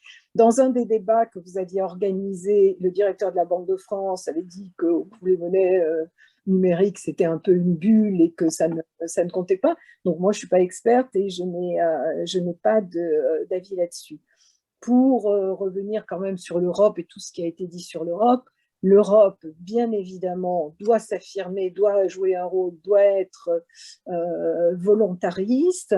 Alors, la naïveté, je dirais d'une certaine manière, moi non plus, je n'avais pas le sentiment qu'on était naïf, mais si on cesse d'être naïf vis-à-vis de la Chine, je crois qu'il y a eu une perte de naïveté vis-à-vis des États-Unis aussi, en tout cas pendant la période Trump, même si effectivement les choses s'améliorent avec Biden. Et je crois qu'on ne peut plus considérer un peu de manière pavlovienne que de toute façon les États-Unis sont des alliés ou des amis systématiques, parce que finalement ce qui se passe dans nos régions et les menaces contre l'Union européenne ne sont pas les menaces contre les États-Unis si on parle des problèmes de terrorisme, d'immigration, de Moyen-Orient, d'Afrique ou autres. Donc je pense qu'il y a eu cette prise de conscience pendant ces 4 ans de Trump. Évidemment, il y a une entreprise de séduction de Biden, mais il faut être conscient d'abord qu'après Biden, il y aura peut-être un retour de républicains durs. On sait que le Parti républicain est extrêmement fractionné aujourd'hui. Et donc, c'est pour ça, encore une fois, que les Européens doivent jouer leur propre partition. C'est pour ça qu'on parle d'autonomie, de souveraineté stratégique. Et c'est essentiel vis-à-vis de la Chine, vis-à-vis de la Russie, vis-à-vis des États-Unis. Merci, Sylvie Berman.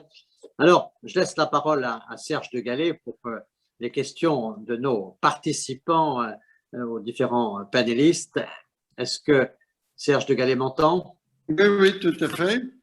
Alors, beaucoup de questions et beaucoup de réponses déjà apportées. Une question, enfin 2 questions qui s'adressent précisément à Michel Barnier. La première porte inévitablement sur le Royaume-Uni, mais non pas sur le Brexit, mais sur la relation que l'Europe peut ou doit entretenir avec le Royaume-Uni vis-à-vis de la Chine et vis-à-vis des États-Unis. Dans quelle mesure le Royaume-Uni peut-il devenir un partenaire diplomatique actif de l'Union européenne? Et deuxième question à Michel Barnier, c'est la relation entre l'Europe et la Russie, et notamment au regard de la relation entre la Russie et la Chine. Deuxième série de questions sur le multilatéralisme. Est-ce qu'un multilatéralisme rénové dans ses thèmes, dans sa façon de travailler, dans une inclusivité plus large, ne peut pas être un moyen de réduire les tensions entre Washington et Pékin et de traiter ces grands sujets d'intérêt commun? Troisième question, c'est l'état des opinions publiques. On a évoqué tout à l'heure les entreprises américaines. Quel est l'état de l'opinion publique en Chine vis-à-vis de cette rivalité? Et l'état de l'opinion publique américaine, on le connaît, mais est-elle susceptible d'évoluer? Et enfin, dernière question qui renvoie aux propos initiaux de Paul Gardner, est-ce qu'on peut vraiment craindre une 3e guerre mondiale à propos de Taïwan? Voilà, Jean-Pierre, petite sélection de questions appellerait plusieurs webinaires. Merci beaucoup. Je vous propose qu'on prenne le sens inverse. Je vais donner la parole à Michel Barnier en premier, et puis j'invite à regarder. J'ajoute un point, mais je sais que Michel est très mobilisé sur ces questions. Il y a quand même un point positif en ce moment, c'est le consensus qui émerge quand même sur, disons, la suite de l'accord de Paris.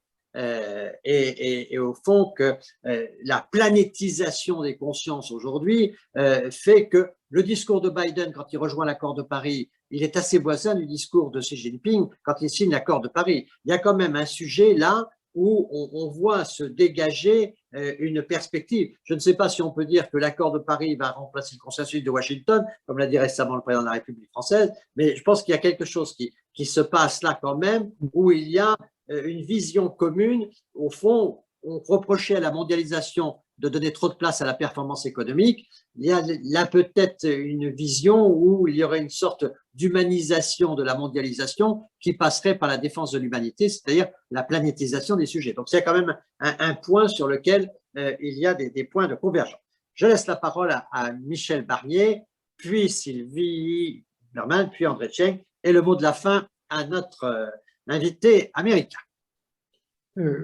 Merci Jean-Pierre, et je peux être bref en vous priant de m'excuser de vous quitter plus tôt que prévu, mais il est 16 heures et j'avais pris l'engagement d'aller, pour tout vous dire, présenter mon livre qui vient de paraître en librairie sur le récit de cette négociation extraordinaire que j'ai conduite du Brexit, dans laquelle d'ailleurs, Jean-Pierre, on peut trouver la trace de 2 négociations consécutives, l'une qui nous a pris 3 ans, c'est le divorce institutionnel, mais la deuxième, je fais référence à la durée de la négociation avec les Chinois sur l'accord d'investissement. Nous avons quand même négocié avec les Britanniques un accord complet de commerce, de pêche, d'énergie, de transport, de sécurité intérieure en 9 mois, un accord assez ambitieux à condition qu'il soit maintenant respecté, mais c'est possible. À propos de la durée du temps qu'évoquait tout à l'heure André Cheng, je me souviens depuis longtemps d'une phrase que m'avait dite un jour, ou une recommandation que m'avait dite un jour l'ambassadeur chinois à Paris. N'oubliez jamais, m'avait-il dit, que chez nous le temps est plus long qu'ailleurs. Voilà. Et donc, je me souviens de cette phrase. Parfois, on peut le raccourcir. Mais peut-être juste un mot sur la coopération avec les Britanniques à propos de la Chine. Comme vous le savez, dans la négociation que j'ai conduite et que je décris dans ce livre-là, qui est assez précis, les Britanniques ont refusé de discuter de politique étrangère, de sécurité extérieure et de coopération. Je l'ai regretté, c'était sans doute tactique et puis aussi conforme à leur vision d'une Europe qui n'est qu'un grand supermarché et pas un acteur politique. Il y aura une négociation sur ces sujets plus tard. Néanmoins, j'ai toujours mené cette négociation en ayant le souci de préserver les bases d'une coopération avec le Royaume-Uni dans ces domaines-là, et notamment vis-à-vis des grands enjeux de partenariats internationaux ou multilatéraux. Et donc, oui, je pense que nous devons préserver une ligne de coopération avec le Royaume-Uni, quelles que soient les conséquences du Brexit, et après le Brexit qui est maintenant effectif, pour analyser stratégiquement quels sont nos intérêts vis-à-vis de la Chine et avoir une coopération de parole commune. Voilà. Et je pense que quand on regarde dans le détail les enjeux qui sont les nôtres aujourd'hui en matière numérique, en matière technologique, en matière de défense, je pense qu'on a beaucoup de raisons de coopérer avec le Royaume-Uni, en particulier dans notre dialogue avec la Chine. Juste un dernier mot, je ne vais pas avoir le temps de répondre sur la Russie, avec laquelle je pense qu'il faut retrouver une voie de coopération et de parole et de dialogue rigoureux mais constructif. Je voudrais juste revenir, Jean-Pierre, sur le mot que tu as prononcé de naïveté. À l'évidence, les dirigeants européens, notamment ceux que tu as cités, François Mitterrand, Helmut Kohl et d'autres, n'ont pas été naïfs. Simplement, je pense que l'Union européenne, dans la vision qu'elle a eue du monde pendant 30 ans, a été naïve. Elle a ouvert ses portes et ses fenêtres dans le grand vent de la globalisation qui a suivi l'affaissement du monde bipolaire en considérant qu'en ouvrant nos portes et nos fenêtres, tout le monde allait faire la même chose. Et ça ne s'est pas produit comme ça. Ni les Américains, ni les Chinois, ni d'autres n'ont ouvert leurs portes et les fenêtres comme nous l'avons fait nous, naïvement. Donc je pense c'est ce que j'appelle le devoir de lucidité, qui est d'ailleurs encouragé par la crise du Covid et l'apparition, en raison de cette crise et de sa violence, d'une prise de conscience des Européens de leur faiblesse stratégique dans certains domaines, à commencer par la santé. Et donc, je pense que le temps de la naïveté est maintenant passé collectivement et qu'il faut que les Américains le sachent de leur côté, parce que nous avons été également naïfs à leur égard, et les Chinois aussi. Et donc, entre les voies américaines et chinoises pour leurs propres intérêts, et nous les connaissons, nous avons fait le choix d'une voie, peut-être une troisième voie, qui repose sur le triptyque investissement, éthique et protection. Et c'est ce que j'encourage au niveau européen en matière d'investissement et également en termes de protection avec moins de naïveté. Par exemple, le fait que nous ayons créé un observatoire enfin des investissements étrangers en Europe, qui achètent quoi chez nous, c'était une grande naïveté que de ne pas savoir, et nous le sommes moins. Je pense aussi que nos accords commerciaux doivent clairement viser à promouvoir un certain nombre de valeurs, mais aussi à exiger. J'étais très heureux d'écouter successivement Paul Gartner, André Schenck et Sylvie Berman sur ces enjeux auxquels mon pays et l'Europe doivent contribuer à participer dans les semaines et les mois qui viennent. Merci en tout cas. Merci beaucoup, Michel. Et je recommande vraiment à tous nos amis qui nous écoutent de lire ton livre, La Grande Illusion, parce que c'est au fond un journal de géopolitique, un journal où, au fur et à mesure de la négociation, dans un site alerte et très documenté, où il y a beaucoup d'informations, c'est très vivant, cela se dévore et on y apprend beaucoup de choses. Merci beaucoup, Michel, à bientôt. Je laisse la parole maintenant à Sylvie Berman pour les questions auxquelles elle veut répondre, mais elle pourrait sans doute nous dire avec expérience un mot sur la relation Europe-Russie. Oui, merci beaucoup. D'ailleurs, moi aussi, je dois aller à RFI maintenant. J'ai lu avec beaucoup d'intérêt le livre de Michel Barnier. J'ai retrouvé mes amis britanniques et leurs travers, et en particulier dans la dernière phase, c'était plus à Londres, mais c'est effectivement passionnant. Ce qui était important, c'était de maintenir l'unité des Européens. Donc, je ne sais pas si les Chinois arriveront mieux que les Britanniques ne l'ont fait à nous diviser pour régner. En tout cas, les Britanniques pensaient la même chose et ça a été un échec grâce à Michel Barnier. Sur la Russie, c'est très clair, c'est que la Chine, même si c'est sur le plan économique un partenaire moins important, c'est une grande puissance, c'est un membre permanent du Conseil de sécurité, on ne réglera pas les crises sans la Russie. On ne va pas faire ce qu'on fait en temps normal, c'est-à-dire travailler, comme on dit aujourd'hui, en affinitaire, c'est-à-dire avec des like-minded, essayer de faire la paix entre nous, alors qu'on ne le fait pas avec nos adversaires ou en tout cas avec les parties concernées. Donc, je pense qu'il faut continuer dans la ligne de Brégançon, même si pour le moment, les Russes ne nous aident pas à les aider dans cette voie. Dernier mot rapidement sur le multilatéralisme rénové. Je crois que la crise du Covid a été un échec du multilatéralisme dans toutes ses formes, que ce soit l'OMS ou les Nations Unies. Donc, il faut reconstruire cela. Et puis, tout à l'heure, Michel Barnier avait évoqué l'OMC également. Et je pense qu'il y a beaucoup de choses à faire dans ce cadre. Heureusement, il y a une nouvelle direction qui ne sera pas, qui penchera pas d'un côté ou de l'autre. Et c'est vrai que ça paraît aberrant aujourd'hui que la Chine conserve ce statut de pays en voie de développement. Merci beaucoup, Sylvie Berman, de cette participation à cette réflexion collective importante.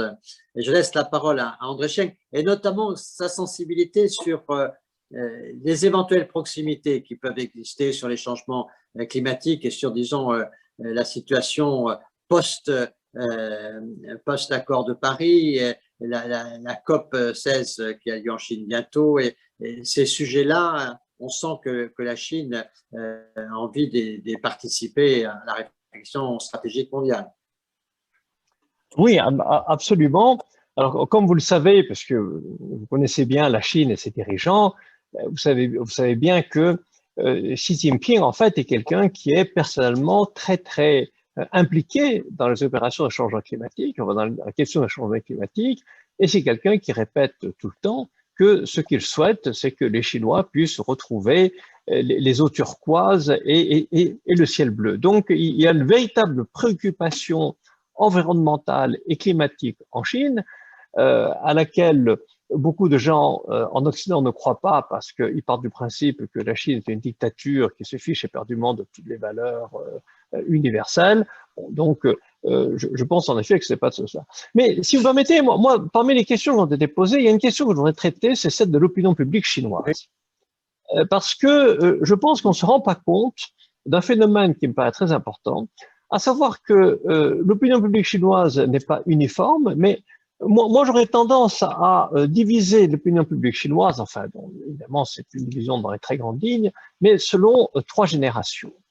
Je dirais qu'il y a ceux qui ont 60 ans et plus, il y a les gens qui ont autour de 50 ans, enfin, les quadras, et puis ceux qui sont la nouvelle génération, les millénials, et ceux qui ont moins de 30 ans. Et en réalité, je trouve que ces 3 générations ont une vision et ont une opinion qui est quand même très différente. Si je prends les plus âgés, bon, ce sont des gens qui ont connu, même si ça a été de façon très brève, dans leur enfance, qui ont connu la révolution culturelle. Ce sont des gens qui ont connu la Chine fermée, qui ont connu une Chine qui était extrêmement arriérée sur le plan technologique. Et ce sont des gens qui se sont ouverts au monde, qui se sont émerveillés. Donc, beaucoup de touristes chinois qu'on voit actuellement sont des touristes assez âgés et qui profitent de ce qu'ils ont la possibilité de découvrir le monde et qui le voient avec des yeux un peu émerveillés. Et puis, vous avez les gens qui ont entre 40 et 50 ans. Donc, ce sont des gens qui n'ont pas connu la révolution culturelle à proprement parler, qui ont connu une Chine qui s'était ouverte et venue à la Chine de Deng Xiaoping, et qui a aussi connu les événements de juin 89. C'est-à-dire qui ont connu des vicissitudes de la politique chinoise, avec l'ouverture, la croissance, avec les difficultés, donc, qui sont un petit peu cyniques peut-être, qui sont un petit peu donc prudents, enfin donc qui ne manifestent pas une opinion donc et qui sont assez prêts à accepter des idées occidentales, des idées chinoises, enfin donc qui sont assez de ce côté-là. Mais ce qui est de très important et dont on ne se rend pas compte, c'est l'opinion des jeunes, des gens de moins de 30 ans. Parce que, rappelons-nous, le grand événement, le grand accident qu'il y a eu en Chine, c'était juin 89. Juin 89, c'était à 30 ans. Bon. Donc, c'est-à-dire que les gens qui ont moins de 30 ans aujourd'hui n'ont pas connu juin 89. Et ce sont des gens qui ont connu une Chine qui n'a pas arrêté de progresser. Et ces gens-là sont des gens qui ne comprennent pas le reste du monde. Parce que le Covid a montré une chose, le Covid a montré une situation du déni de l'Occident sur la Chine. Actuellement, en Chine, la Chine est le pays qui a complètement maîtrisé le Covid. Bon. Le nombre de cas de Covid sur 1,4 milliard d'habitants, c'est de l'ordre de quelques dizaines de cas. Et ça, c'est quelque chose que l'Occident ne veut pas admettre dans une situation de déni en disant les autorités chinoises mentent, ce n'est pas vrai, ils cachent les gens. Moi j'ai un ami qui est en Chine chef d'entreprise française, il est patron en Chine de la filiale française, donc avec une 50aine d'usines, et il m'a raconté, il m'a dit, mais j'ai dû m'énerver contre ma propre hiérarchie, parce que quand j'explique que les Chinois ont maîtrisé le Covid, on ne me croit pas, y compris dans ma propre entreprise. Il a fallu que je dise la chose suivante, il a fallu que je dise, écoutez, notre entreprise est mondiale, elle compte 100 000 employés dans le monde, bon, et je sais qu'il a des cas un peu partout, puisque je suis en contact avec mes propres collègues. Et moi, je ne sais pas si les autorités chinoises mentent ou pas, mais ce que je peux vous dire, c'est que dans les 50aines d'usines que nous avons, nous, en Chine, j'ai 10 000 ouvriers, et je peux vous dire que sur ces 10 000 ouvriers, il n'y a pas un seul cas de Covid. Et ça, j'en suis sûr, parce que ce sont mes ouvriers à moi.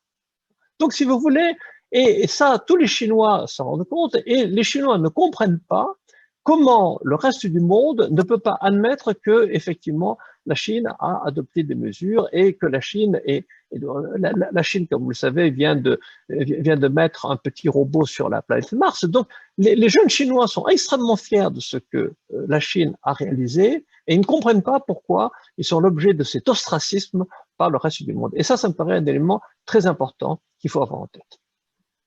Merci beaucoup, André Cheng. On voit bien qu'on est toujours sur une partie du sujet qui reste constante, c'est que les mondes culturellement, civilisationnellement, ont du mal à se comprendre, à se connaître, et qu'on reste toujours dans des situations d'incompréhension qui compliquent toutes les tensions et tous les rapports de force qui existent par ailleurs. On est vraiment là sur des systèmes de pensée qui sont des systèmes de pensée très, très divergents et qui nous imposent cet effort de compréhension qui est en fait l'essence même de la diplomatie, qui est de comprendre l'autre et d'essayer de voir quelles sont la machinerie de sa propre diplomatie pour essayer de comprendre la direction dans laquelle il se dirige. Et on voit bien qu'avec la Chine, on a toujours ce problème quand vous pensez que, je le dis souvent, mais que les derniers présidents de la République française n'étaient pas allés en Chine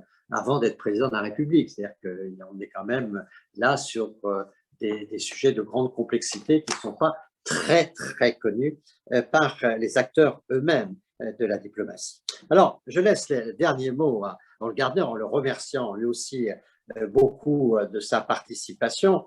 Il nous a présenté l'urgence d'une offensive diplomatique avec le risque connu et bien d'une certaine manière grave de Taïwan. Et donc, est-ce que dans une hypothèse où il n'y aurait pas une conscience assez forte sur cette nécessaire offensive diplomatique, est-ce que, comme le demande l'un de nos participants, la Troisième Guerre mondiale est une perspective? Well, I would try to phrase that by saying it can be a real possibility.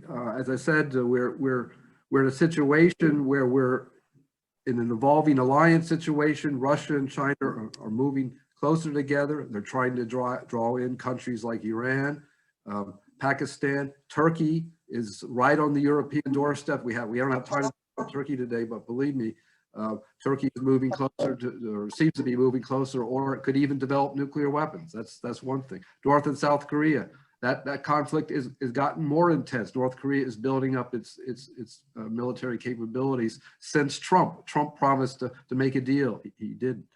Now, to get to the other issue, we talked about just to show the relationship. There's a militarization of the Arctic taking place now.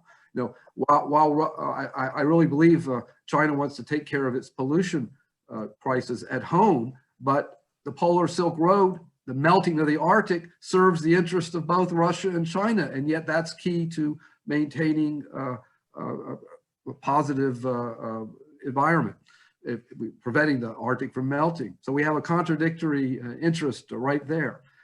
Now, in terms of China and Taiwan, the U.S., you could say, the admiral who said that China might take Taiwan in 2027, maybe that's just to get the U.S. defense budget build up, because that's what's happening. The U.S. is, the Pentagon is pushing for a new naval buildup to counter China.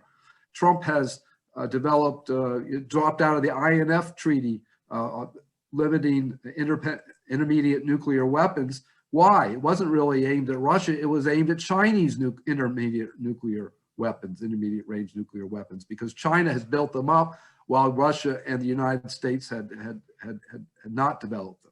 So those are just two of the factors, or three or more, that are creating these tensions, plus the technological issues of who's controlling the computer revolution and the computer chips.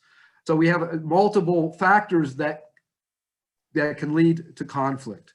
And to get back to China and Taiwan, Taiwan is crucial for controlling the sea lines of communication from the Pacific to the Gulf. That, if China controls Taiwan, that gives it regional hegemony, plus the RCEP, it controls the global market, 50% of the global market. So these are factors that are creating this hegemonic clash between the United States and China. And it can only be solved through engaged diplomacy, multilateral diplomacy.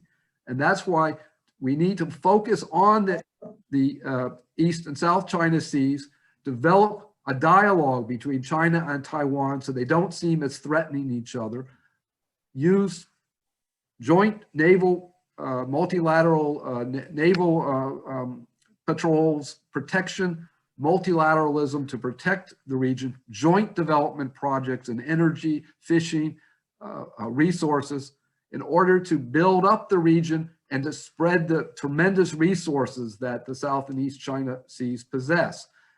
And in this way, we get into a dialogue with China and we can prevent that possibility of war.